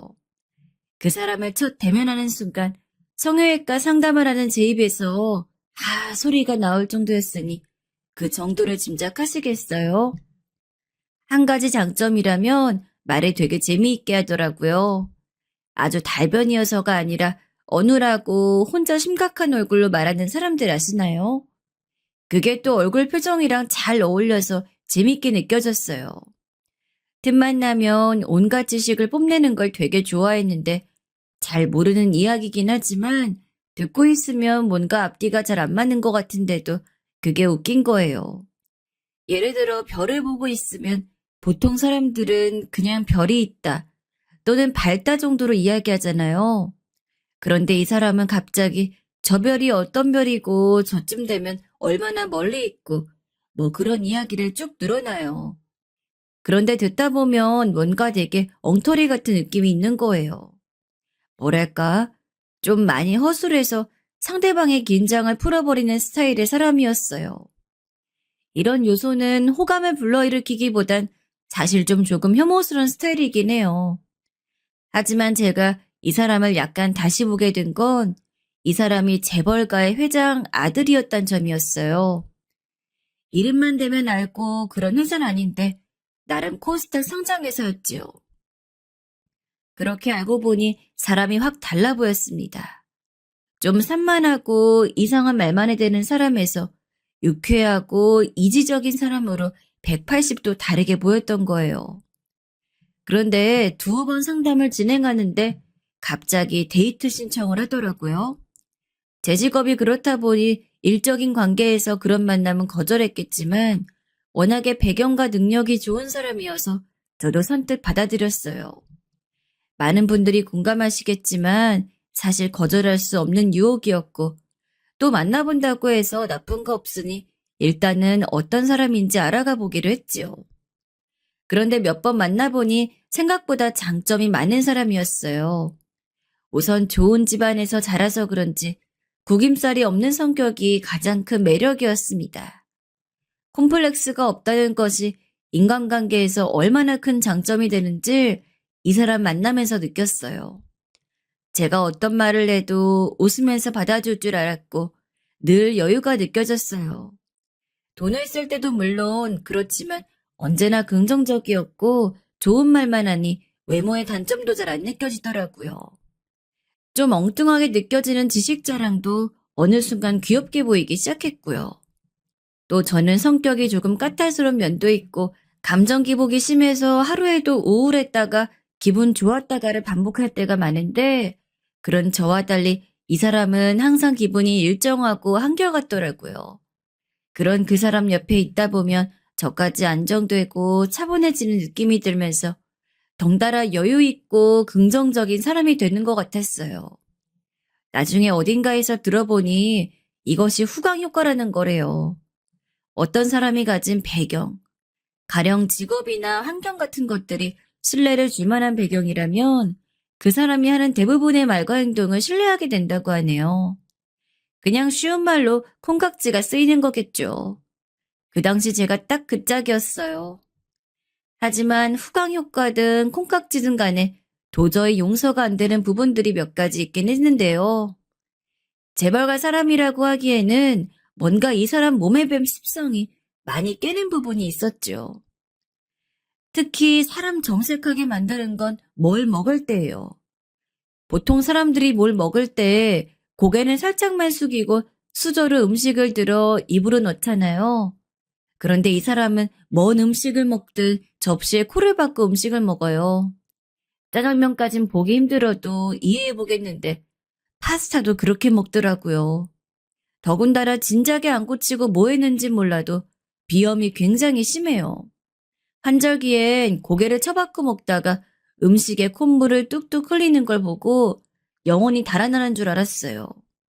그러고는 맛있다고 지 접시를 들어서 저한테 먹어보라고 권하고 그럴 때마다 저는 그 음식 안 좋아한다고 하거나 못 먹는다고 사양했죠. 한절기 몇 번 지나고 나니까 제가 먹을 줄 아는 음식이 없게 되더라고요. 최대한 기분 상하지 않게 고개를 약간 들고 먹었으면 좋겠다고 말했더니 외국 유학 시절에 몸에 밴 버릇이라고 하더라고요. 아니 무슨 외국 유학을 인도 빈민촌에서 하다 왔나 싶었지만 전 그래도 아시아를 못 벗어나 본 내가 모르는 뭔가가 있겠지 하고 최대한 이해해 보려고 노력했어요. 또 하나 이 사람과 만나면 불편한 점도 있었어요. 지식 자랑을 많이 한다고 했잖아요. 이런 일이 있었어요. 그 사람과 함께 어느 날 미술관을 가게 되었는데 가기 전부터 걱정이 되는 거였어요.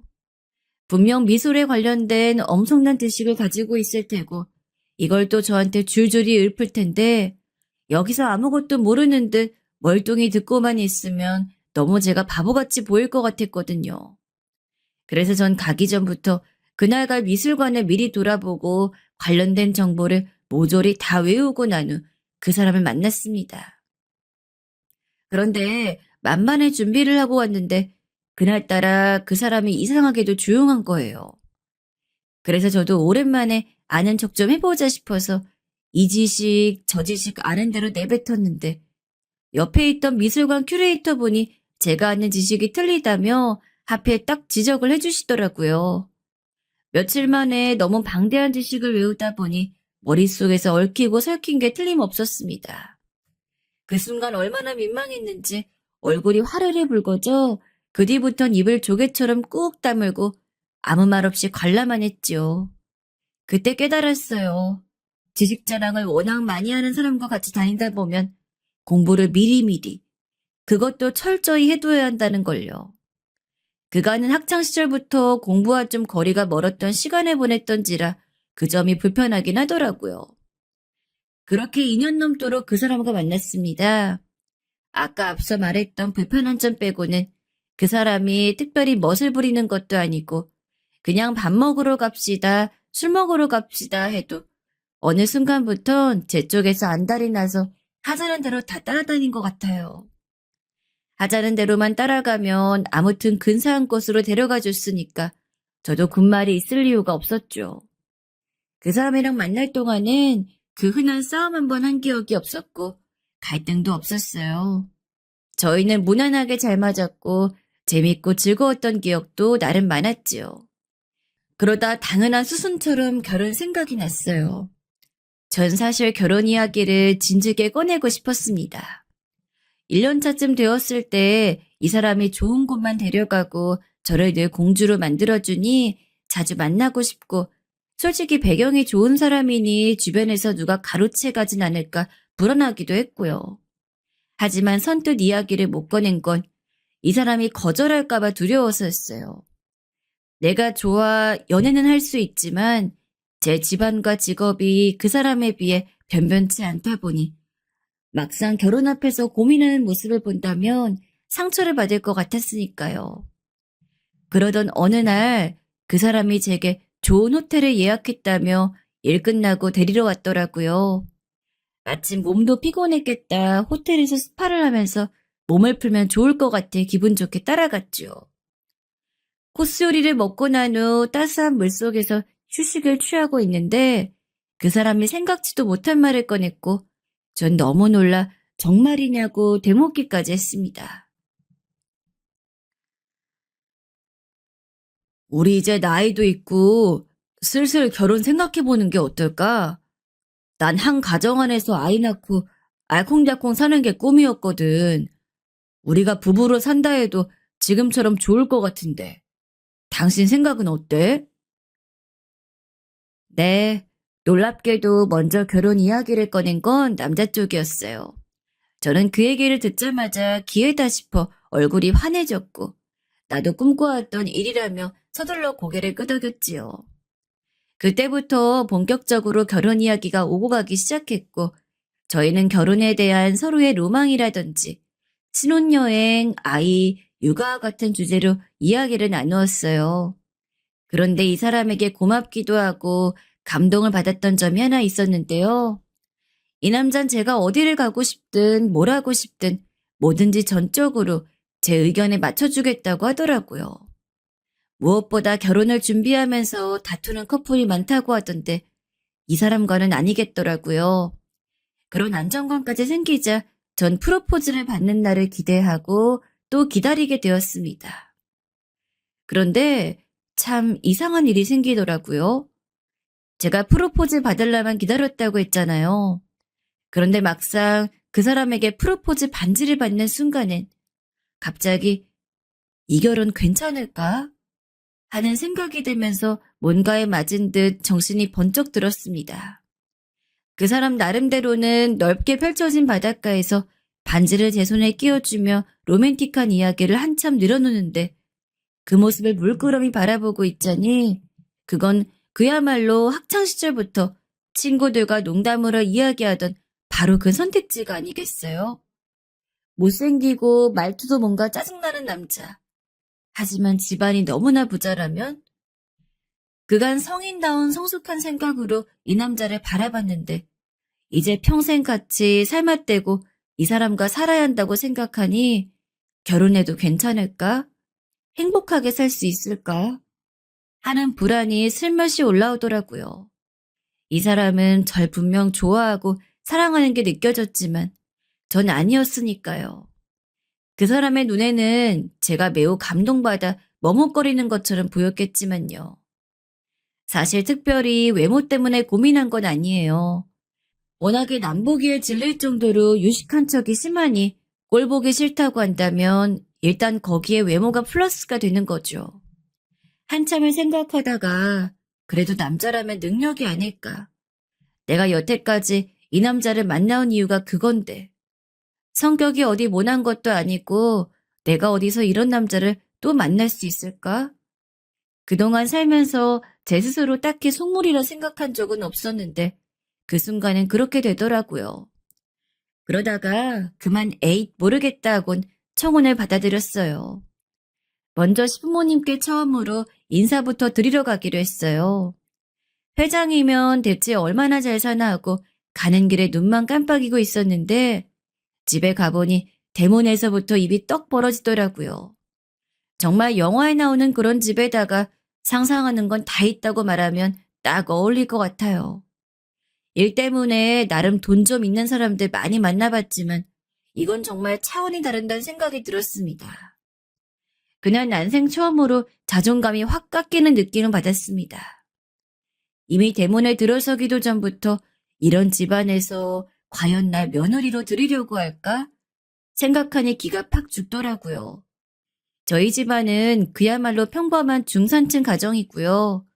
그때까지 저희 집도 그리 못 사는 편은 아니었기에 나름 자부심을 갖고 살았지만은 시부모님의 집을 보는 순간 갑자기 몸이 얼어붙기까지 하더라고요. 청심환은 먹고 왔어 하는 생각이 들면서 인터넷에서 그간 보았던 재벌가 며느리 생활에 대한 이야기들이 머릿속을 스쳐 지나갔습니다. 영어로 말하며 가방금 짧은 식구 무시하는 동서들, 시어머니의 재벌가 며느리 교육, 집안에 존재하는 엄연한 서열과 차별들, 살아는 판을 걷는 듯한 분위기, 드라마 속에서 봤던 장면부터 시작해서 인터넷에서 본 이야기까지 후루룩 생각이 나는 거예요. 사실 조금 불안해서 프로포즈 받은 다음 날부터 인터넷에 재벌가 며느리, 재벌가 생활만 꾸준히 검색하며 스터디를 했었거든요. 그런 이야기들을 읽어보니 생활이 보통 살벌한 게 아니어서 자신이 없었는데 그런 저를 꾸준히 설득했던 건 예비 신랑이었어요. 자기네 집안은 그런 것과는 거리가 멀고 부모님들도 전부 외국에서 공부하시던 분들이라 제가 생각하는 것과는 전혀 다를 거라고 저를 위로해줬거든요. 예비 신랑은 집 앞에서 얼어붙은 제 안색을 눈치채곤 부모님 다 좋으신 분들이라며 긴장 풀라는 식으로 몇 가지 농담을 던지더니 저를 집 안으로 이끌었어요. 잔뜩 긴장된 얼굴로 배웠던 예비 신부님들은 너무나 다행스럽게도 아주 자유로운 사고방식을 가진 분들이었어요. 예비 신랑 말 맞다나 인사를 드리고 대화를 나눠보니 생각했던 것과는 달리 크게 격식을 따지거나 그런 분들이 아니었습니다. 특히 어머님은 농담도 잘하시고 말도 얼마나 재밌게 잘하시는지 제가 상상하던 재벌 시어머님과는 영 딴판이었고요. 그간 성형외과에서 본 어지간한 사모님들보다 훨씬 점잖다는 생각이 들었어요. 아버님께서도 온화한 인상을 가지고 계셨는데 특별히 말은 별로 없으셨지만 저를 마음에 들어하시는 눈치였어요. 뭔가 프리패스란 느낌을 받을 정도였으니까요. 예비 신부님을 뵙고 나니 전 마음이 놓이면서 큰 벽 하나를 넘은 기분이었습니다. 예비 신랑은 그것보라며 긴장했던 저를 놀리었지만 전 혹시나 제가 그분들의 기준에 맞지 않는 며느리일까봐 너무 떨렸거든요. 특히나 예비 신부님들은 며느리 시집살이도 안 시킨 분들인 것 같아 더 좋았어요. 솔직히 보통의 며느리들도 시집살이를 하는 만큼 재벌가에 들어왔으니 어느 정도 시집살이는 각오하고 있었거든요. 그런데 어머니께서 저에게 대놓고 너희들의 생활에 간섭하지 않을 거고 거리를 두고 존중해 줄 거라고 그러니 걱정하지 말라고 하시더라고요. 물론 처음 만난 자리니 그렇게 말씀하신 거고 약속이 지켜지지 않을 수도 있지만 어머니의 눈빛과 태도는 진심 같아 보이셨어요. 전 그렇게 너무나 흡족한 마음으로 부모님께 허락을 받은 사실을 말했고 그때부터 저희 집안은 그야말로 난리가 났습니다. 제가 재벌가의 며느리가 되다니요. 그 집에서 본 것들을 엄마에게 말씀드렸더니 저희 엄마는 거의 감동을 하셨죠. 집안에 경사가 났다고 동네방네 친구분들에게 전화를 돌리기 시작하셨어요. 엄마 친구분들은 이게 무슨 일이냐며 제가 재벌가 며느리가 된다는 소식에 놀라셔서 뒤로 나자빠질 지경이셨어요. 저를 조금 무시하고 깎아내리던 분들까지도요. 특히 저희 엄마 친구분 중 자식이 변호사가 돼서 틈만 나면 제 직업을 하찮게 생각하시는 분이 있었는데 글쎄 제 얘기를 듣자마자 득달같이 달려와선 용돈을 주시려 하시고 자기 딸 얘기 좀 잘해달라고 하는 거 있죠. 푼돈 벌어서 언제 시집 가겠냐고 걱정하시던 분이 제게 요즘 딸벌이가 시원치 않다며 부탁을 하고 있으시니 새삼 권력과 돈이 얼마나 사람을 위로 솟구치게 하는지 알게 됐네요. 아빠께선 어수선 떨지 말라고 재벌가 며느리면 그 집이 재벌이지 우리와 무슨 상관이냐고 말씀하시며 조금 다른 반응을 보이셨어요. 엄마가 너무 들떠하니 조금 가라앉히려고 하신 듯 보였죠. 하지만 아빠 역시 내심 저를 자랑스럽게 생각하는 눈치였습니다. 그런 부모님을 보니 저도 기분이 좋아지고 어깨가 으쓱해지더라고요. 솔직히 결혼으로 효도할 거라곤 저조차 상상하지 못했는데 엄마 아빠가 이렇게 좋아하는 모습을 보니 프로포즈를 받아들이길 너무 잘했단 생각이 들었습니다. 그리고 예비 신랑이 저희 집에 방문하는 날 저희 엄만 동네 분들까지 다 불러 잔치밥상을 마련했습니다. 사실 저희 엄마는 음식을 그렇게 맛있게 하는 편이 아니었어요. 간도 좀 못 맞추셨고 요리 쪽으로는 영 그래서 아빠가 대신 요리를 하시는 날도 많았거든요. 그런데 엄마도 그 부분이 마음에 좀 걸렸는지 동네 분들을 모으셨고 예비 신랑을 보자마자 소박하게 한다고 했는데 음식이 맛있을지 모르겠다며 수줍게 말씀하시는데 그 모습이 너무 귀여워 보였네요. 그런데 음식이 눈앞에 있자 신랑은 원래 하던 대로 음식에 코를 박고 먹더라고요.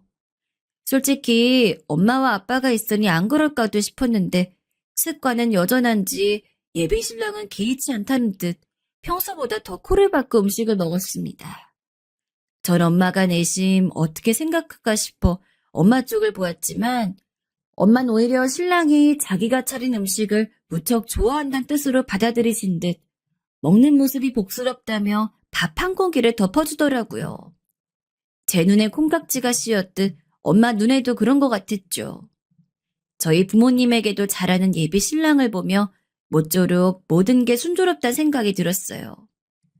신랑이 인사를 드리고 난 후엔 2년간 연애 더 기다릴 것도 없다 싶어서 얼마 안 있어 곧바로 상견례 준비했어요. 그때부터 저희 부모님께서는 은근히 걱정을 내비치셨습니다. 재벌가랑 결혼하려면 혼수니 예단이니 그런 것들은 어느 선에서 맞춰야 하지 않냐며 어머님 걱정이 태산이셨습니다. 그때쯤 저는 눈이 거의 뒤집혀 있었기 때문에 지금 그게 무슨 문제냐며 뭔 수를 써서라도 갖출 건 갖춰야 한다고 강하게 주장했어요. 아무리 사돈간에 어려운 사이라고 하지만 저 하나만 시집가면 주변 사람들 일자리 정도는 그냥 생기는 거 아니겠냐고요. 아버지 역시 딸 자식 기죽이는 일 없을 테니 걱정 말라고 호언을 하셨지요. 그리고 드디어 상견례 날이 되었습니다. 시어머니와 예비신랑은 먼저 와서 가벼운 인사를 나누고 있었고 시아버지는 조금 있다 오셨는데 전 이름도 모르지만 한눈에도 최고급이다 싶은 그런 승용차가 도착하더라고요. 기사님과 함께 차에서 내리는데 저희 부모님들께서도 그제야 뭔가 실감이 나시는지 긴장한 표정이 역력했어요. 엄마는 단아하고 아름다운 분위기를 풍기며 명품을 입고 계신 시어머니를 보더니 제게 귓속말로 더 좋은 옷을 입고 왔어야 했다고 속삭이시기도 했어요. 전 그런 엄마에게 너무 긴장하지 말라고 하면서 손을 꽉 잡아드리곤 예비 시부모님께 다가가 인사를 드렸습니다. 시부모님은 첫 만남 때처럼 인자한 웃음으로 절 맞이해 주셨고 저희는 미리 예약해둔 한정식 집으로 발걸음을 옮겼습니다. 솔직히 저도 부모님을 모시고 뵈는 건 처음인지라 긴장은 되었지만 티내지 않기 위해 무던히 애쓴 것 같아요. 자리에 앉고 음식이 하나둘 나오자 시아버지께서 먼저 입술을 떼셨습니다. 서로 큰 부담 없이 조촐하게 이식하고 두 아이도 소박한 집에서 출발했으면 한다고. 결혼식에 너무 많은 신경을 쓰지 마시라고요. 그 말씀에 저희 부모님 안색이 환해지셨고 저도 편한 웃음을 되찾을 수 있었습니다.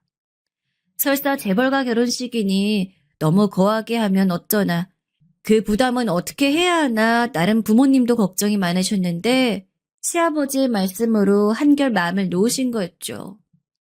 분위기는 점점 화기애해졌어요. 시어머니는 적당한 농담으로 긴장된 분위기를 풀어주셨고 저희 엄마는 그 농담을 받아주시면서 서로 훈훈한 덕담이 오고 가기도 했어요. 제가 그토록 바라고 바라던 상견례장 분위기였습니다. 그런데 집으로 돌아오면서 엄마가 제게 이런 말을 하더라고요. 네 시아버지 될 사람 먹는 모습이 좀 유별나지 않았니? 아, 그거? 전 엄마의 말에 공감한다는 듯 고개를 끄덕였어요. 사실 그 자리에서 당황스러웠던 순간이 있었어요. 갈비가 나왔는데 시아버지께서 다소 조금은 개걸스럽다고 말할 수 있을 정도로 음식을 드셨거든요. 예비 신랑이 집에 왔을 때야 엄마가 차려준 음식이니 그렇다고 쳐도 회장님이신 시아버지가 그런 모습으로 음식을 드시니 엄만 눈에 띄게 당황해하셨고 아빠도 슬그머니 고개를 돌리셨는데 제가 괜히 중간에서 민망하더라고요. 솔직히 예비 신랑이 먹는 모습이야 잘 알고 있었지만 시아버지까지 며칠 굶으신 사람처럼 그렇게 드실 줄은 몰랐거든요. 하지만 저와 엄만 오는 내내 우리가 드라마를 너무 많이 봤다면서 그 사람들도 사람인데 교양 있게 먹는 모습만 상상했다면서 웃으며 대화를 마무리했어요. 아버진 그런 모습이 재벌 같지 않고 오히려 인간적이라며 좋아하셨고요. 상견례가 끝나고 나서 예비 신랑은 저희 부모님에게 더 잘했어요. 크게 비싼 선물은 아니지만 소소하게 건강식품을 챙겨드리며 앞으로 가족이 될 사이니 잘 보이고 싶다는 듬직한 말까지 하더라고요. 저희 부모님은 그런 신랑을 마치 외아들처럼 귀하게 대하며 전생에 제가 나라를 구해도 구했다며 좋아하셨고요. 지금껏 부모님과 함께 살면서 이런 환한 웃음을, 그것도 며칠씩 짓는 건 처음 보는 일이었죠. 그런데 어느 날 예비 신랑과 저희 부모님이 다 함께 모여 저녁을 먹고 있는데 예비 신랑이 아버지가 신혼집을 해주셨다면서 핸드폰으로 집 사진을 보여주더라고요. 알아보니 소박하게 시작하자고 말씀하시던 것과 달리 시아버지께서 해주신 신혼집은 시세 30억이 넘는 집이었어요. 30억이라니. 어느 정도 예상은 했지만 정말 재벌가 시댁생활도 안 해도 되고 순식간에 정말 드라마에 나오는 재벌 사모님이 된 기분이더라고요. 더 놀라웠던 건 하루는 시어머니께서 저를 부르시더니 혼수니 뭐니 신경 쓰지 말라고 가구나 가전 같은 것들은 한번 사놓으면 바꾸는 것도 일이니 아예 시댁에서 다 준비해주겠다고 하셨어요. 그야말로 아무것도 준비할 필요 없이 몸만 들어오라는 말씀이셨죠. 다만 그래도 결혼인데 성의 정도는 보여야 하지 않겠냐며 예단비 정도만 준비하고 나머진 생각하지 말라고 귀뜸을 주셨습니다. 처음엔 그 말을 듣고 나니 대체 예단비를 얼마나 해가야 할지 갈피를 잡을 수 없었습니다. 시세가 30억이 넘는 신혼집에 가구나 가전까지도 다 해주시는데 어느 정도 예단비를 해야 하나 감을 못 잡겠더라고요. 저 혼자만의 생각으론 답이 내려지지 않을 것 같아서 부모님과 상의해본 결과 그래도 그쪽에서 해주는 집값이 30억인데 10% 정도를 해가야 되지 않겠느냐고. 그 정도면 말 나올 일도 없고 이쪽도 점잖게 체면을 차리지 않겠느냐고 의견이 모아졌습니다. 하지만 말이 점잖은 금액이지 3억이 갑자기 어디서 나겠어요. 제가 모아둔 돈 7천에 나머지 금액은 그야말로 집에서 있는 돈, 없는 돈을 다 끌어모아야 했죠. 오죽하면 제가 재벌가에 시집 간다고 좋아하시던 엄마가 딸 자식 시집 보내고 손가락만 빨고 살겠다고 한탄을 할 정도였죠. 그래도 이미 벌어진 일, 그야말로 대출에 뭐에 다 해서 생활 유지비 정도만 빼고 친정돈은 싹 끌어모아 3억을 만들어드렸습니다. 내가 이렇게까지 욕심을 부려야 되나 싶어서 좀 심란한 마음도 들었는데 사실 그 마음은 신혼집을 구경하고 나니 싹 사라졌어요. 집이 으리으리한 것은 물론 시어머님 말씀대로 진짜 몸만 들어가면 되도록 모든 게 다 갖춰져 있더라고요. 평생 살면서 이런 집에 발만 들여봐도 좋겠다 싶었는데 이제 내가 안주인이 되어 산다고 생각하니 정말 그 순간엔 세상 부러운 게 없었습니다. 그렇게 온 식구가 축배를 들며 결혼식만 기다리던 어느 날이었어요. 갑자기 예비 신랑이 다급한 목소리로 전화가 와서는 지금 사고가 났다고 음주사고를 쳐서 급하게 합의를 봐야 하는데 시아버지가 아시면 결혼식 앞두고 무슨 사단이 날지 모른다고 하면서 급하게 5천만 원을 빌려달라고 했습니다. 그 말을 들으니 참 마음이 심란하더라고요. 집안이 땡빚을 내서 겨우 딸딸 긁어모은 게 3억인데 갑자기 또 5천을 어디서 구하나요? 가뜩이나 웨딩 촬영 때문에 굶느라 우울증이 올 지경이었는데 정말 답이 안 나오더라고요. 하지만 오죽했으면 또 저한테까지 급하게 전화를 했겠나 싶고 이 결혼식을 망칠 수 없다는 생각에 결국 병원 원장님께 부탁을 드렸습니다. 그야말로 자존심 다 구기는 일이었지만 그냥 결혼 전 액땜이라 생각하고 5천을 송금했습니다. 일은 그때부터 벌어졌습니다. 5천을 송금한 그날 저녁까지만 해도 멀쩡히 연락이 되던 예비 신랑이 다음 날부터 연락이 안 되기 시작했어요. 많이 바쁜 모양이다 하고 한 닷새를 기다려보다 뭔가 이상한 느낌이 들어 신부님께도 연락을 드려봤지만 역시나 감감무소식이더라고요. 그 다음 날부터는 아예 전화 연결 자체가 안 되었어요. 초기 빠른 저희 엄마가 당장 신부님 집으로 가자고 하셨고 아빠의 차를 타고 바로 온 식구가 신부님 집으로 달려갔더니 그 집에는 웬 외국인들이 잔뜩 있더라고요. 충격적이게도 그 집은 재벌집이 아니라 그냥 외국인들 오면 렌트해주고 하는 그런 집이었어요. 그제서야 뭔가 일이 잘못된 것을 눈치챘습니다. 급하게 결혼식을 취소하는데 진짜 무슨 귀신에 홀린 기분이었죠. 아니 그것보다 이미 온 동네에 재벌가의 시집을 간다고 소문 다 내놨는데 정말 쪽은 쪽대로 다 팔려서 확 죽어버리고 싶었어요. 시아버지께서 마련한 신혼집이라고 했던 거 역시 풀옵션 단기 월세였고요. 대체 뭐가 눈에 씌어서 미리 이것저것 알아볼 생각조차 못했는지 진짜 한 일주일을 방바닥을 뒹구르면서 울기만 했습니다. 도무지 이 현실을 받아들일 수 없었고 그래서 예비 신랑에게 몇 번을 더 전화했던 것 같아요. 상심이 큰 것은 저뿐만이 아니라 저희 가족도 마찬가지였죠. 한 달간은 가족이 다 모여서 식사를 한 적이 없었어요. 아빤 저만 보면 한숨을 푹푹 쉬어대셨고 매일 청소를 할 만큼 깔끔하시던 엄마는 상심이 정말 크셨는지 집안일도 손에서 놓은 채 누워만 계셨습니다. 돈이란 돈은 다 모아서 뭐하는 인간인지도 모르는 사람들한테 다 갖다 바쳤으니 엄마한테 머리칼을 다 쥐어 뜯겨도 뭐라 할 말이 없었는데 부모님의 그런 무너진 모습을 보니 정말 모든 게 제 탓 같아 마음이 더 괴롭더라고요. 또 재벌가에 시집 간다고 직장마저 그만두었으니 제 삶도 한편으론 그냥 다 끝났다고 생각했어요. 직장 사람들이나 친구들 중에선 제 결혼이 파토났다는 소식을 듣고 굳이 연락을 걸어오기도 하더라고요. 그때마다 전 할 말이 없어 연락을 받지 않거나 어쩌다 전화를 받아도 그냥 성격이 맞지 않아 헤어졌다고 둘러대었는데 그 말을 하는 순간에도 제 처지가 너무 비참해서 코를 박고 죽고만 싶었지요. 피하고 싶었던 처참한 현실이 받아들여지고 다가올수록 마음은 점점 수렁으로 가라앉는 기분이었습니다. 당연히 경찰에 신고는 했습니다. 사기당한 금액과 정신적 피해도 문제였지만 경찰 앞에서 지금까지 있었던 이야기를 싹 다 진술하는데 그 과정에서 신경쇠약이 올 뻔했어요. 경찰이 저를 얼마나 한심하게 봤겠어요.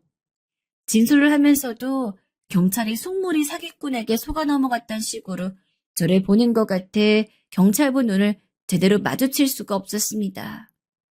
친구들에게 대충 성격 차이라고 둘러댔을 때도 물론 창피했지만 경찰 앞에서 모든 걸 진술하고 보니 정말 제가 한심하다는 생각이 들었어요. 어떻게 눈 뜨고 이런 일을 당했는지 그래도 나름 실속도 차리고 스스로 똑똑한 구석도 있다고 생각했는데 이런 식으로 누군가에게 사기를 당할 성격은 아니라 생각했는데 별 생각이 다 들면서 영혼이 탁 빠져나가더라고요. 경찰서에서 나와 터덜터덜 집으로 돌아오는데 어떻게 왔는지 기억이 나지 않아요. 집으로 돌아오면서 한강물을 보는데 문득 이러다 나쁜 생각이라도 할 것 같아서 급하게 집 주변에 있는 신경정신과를 찾아가 다짜고짜 선생님 앞에 앉아 약을 처방해달라고 했다는 것만 뚜렷하게 기억이 납니다. 의사 선생님도 제 상태가 심각해 보이셨는지 상담 치료를 병행하자고 하셨고 그 후 저는 한동안 약을 받고 상담 치료를 받으며 이 상황을 조금이라도 극복해 보려 노력했습니다. 그러고 나서 한참을 곱씹어 보니 그제야 이상하다고 할 만한 점이 하나둘 생각났어요. 우선 재벌 회장 아들이 외국 유학까지 다녀왔으면 세상 좋은 건 다 경험하고 자랐을 텐데 무슨 그렇게 되도 않는 아는 척이 심했을까 하는 생각이 들었고요. 보통 그런 건 뭐가 좀 모자란 애들이 하는 짓이지 점잖은 입장에서 그러지 않잖아요. 또 먹는 모습도 그렇고요. 그런데 참 이제야 말이지만 그러는 게 생긴 거랑 너무 잘 어울려서 그때 미처 눈치를 채지 못했어요. 상견례 끝나고 와서 엄마도 뭔가 우습단 듯이 먹는 모습이 유별나지 않았냐고 하던 기억도 났고요. 사실 좀 이상하게 보려면 얼마든지 징조는 많았는데 다 제가 눈에 보이는 게 없어 홀라당 넘어간 거였습니다. 그 인간들을 잡기까진 그야말로 피말리는 시간이었어요. 직장을 다시 알아보려니 기운도 안 나고 하지만 어떻게든 돈은 또 벌어야 해서 야간 편의점 아르바이트를 하기 시작했는데 새벽에 혼자 있는 시간이 많고 그놈의 얼굴이 어른거려 공황 발작이 오는 바람에 죽는다고 실려간 적도 있었고요. 도저히 이건 아니라고 어디 한적한 곳으로 가서 새 출발하자고 집 팔아서 이사 가자고 아빠에게 졸랐다. 고등학교 때 이후로 처음으로 두드려 맞은 적도 있어요. 이 천하의 처죽일 인간들이 말이죠. 돈만 뺏고 말 것이지. 왜 결혼식까지 진행을 해서 사람을 이렇게 오도 가도 못할 궁지에 몰아넣는지. 정말 그때 마음 같아서 어디 절이라도 들어가고 싶었지만 내가 미쳐 쓰러지는 한이 있더라도 내 반드시 이 인간들을 찾아내서 멸을 씹겠다는 각오로 버텼답니다. 지금은 담담히 말할 수 있지만 생각해보면 어떻게 그 시간을 버텼는지 모를 정도로 제 평생 가장 고통스러운 시간이었습니다. 그로부터 6개월이 지나 드디어 경찰에서 연락이 왔어요. 지방 모텔에서 그들이 검거됐다고요. 알고 보니 이 인간들이 가족 사기단이더라고요. 친모자지간과 새아빠, 벌써 경제, 사기 이런 걸로 이미 수배가 8개나 달려있는 인간들이었고요. 한마디로 가족 정가를 다 합치면 그보다 더 많은 정가를 가진 악재들이었어요. 저한테 한 수법으로 사기친 피해자만 저 포함해서 5명이었습니다. 피해자들끼리 한자리에서 마주치면 민망해 어쩌나 걱정했는데 다행히 그러진 않았어요. 재벌가라고 속인 게 2명이고 뭐 변호사, 의사, 검사 좋은 건 다 사칭했더라고요. 피해자도 유부녀에서부터 대학생, 심지어 외국인 노동자까지 있었고요. 다 저처럼 그놈에게 속아 넘어간 사람들이었죠. 하지만 다른 건 차치하고 문제는 돈이었습니다. 그 사기단이 돈을 이미 어디다 빼돌렸는지 한 푼도 남은 게 없다고 하더라고요. 경찰이 어떻게든 수사를 해준다고 했는데 저흰 돈을 돌려받지 못했습니다. 그러다 한때 제 예비 신랑이었던 인간을 만났는데 저한텐 처음부터 사기칠 생각은 아니었고 사기친 돈으로 성형을 하려다가 그만 저에게 한눈에 반했다네요. 눈앞에 경찰만 없었으면 손가락으로 입을 쫙 찢어버리고 싶었어요. 물론 저를 만나는 그 와중에도 누가 또 걸릴까 싶어 다른 여자들을 꾸준히 작업하고 있었고요. 그놈의 나이며 이름이며 그야말로 성별만 빼고는 모든 게 다 거짓말이었습니다. 심지어 그 인간은 제가 그간의 상황을 설명하는데 실실 웃더라고요. 정말 그 큰 돈을 뺏어놓고도 아무 죄책감이 없는 표정이었죠. 마치 속아 넘어간 니들이 잘못이지 하는 표정이요. 그 당당함이 보이자 순간 전 눈이 뒤집혔고 주변 사람들이 저를 보고 있다는 걸 생각하며 참으려 했지만 그만 그놈의 멱살을 잡아버렸습니다. 돈 내놓으라고 고래고래 소리 지르는 저를 경찰들이 붙잡아 떼어놓으려 했지만 저도 제가 힘이 그렇게 센지 몰랐어요. 장정 몇 명이 제게 달려들었는데도 제가 그놈 머리칼을 쥐고 꽤 오랫동안 안 놓아주었더라고요. 나중에 그놈의 쥐어뜯긴 머리칼들이 바닥에 수두룩한 걸 보고 알았네요. 하지만 그놈은 끝까지 저에게 사과하지 않았습니다. 그저 실실 웃을 뿐이었죠. 그런 놈을 바라보고 있자니 이놈에게 어떤 법적 처벌이 가해진다 하더라도 결국엔 또 범죄를 저지르고 다닐 놈이란 생각이 되더라고요. 누군가는 저처럼 또 피해자가 될 거고요. 아무튼 그렇게 저의 신데렐라 꿈은 한바탕 총극으로 끝났습니다. 저도 제가 겪은 일이니 이렇게 심정이 절절한 거지, 만일 남의 일이라고 들었으면 엄청 웃었을 거예요. 그만큼 제가 겪은 일도 제 꼴도 다 한심하네요. 돌이켜보면 다 자업자득 같기도 합니다. 2년 넘게 만나면서 어떻게든 그 사람의 매력을 찾으려고만 했지, 그냥 있는 그 자체로 그 사람을 좋아했던 적이 있는가를 생각해보니 어느 정도 마음이 좀 편해지더라고요.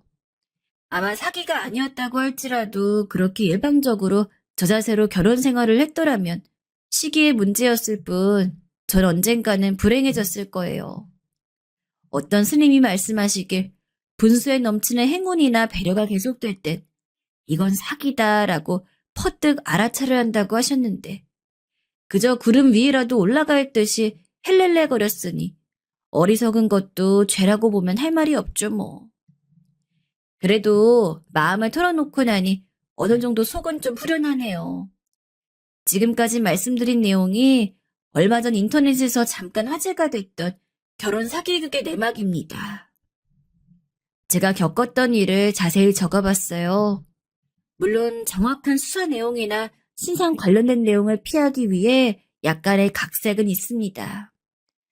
아마 몇 가지 단서만으로도 무슨 사건인지 찾아내시는 분들도 있으시겠지만 아직 수사가 다 끝난 일이 아니고 다른 피해자들을 위해서라도 너무 사건이 특정되는 것은 원치 않습니다.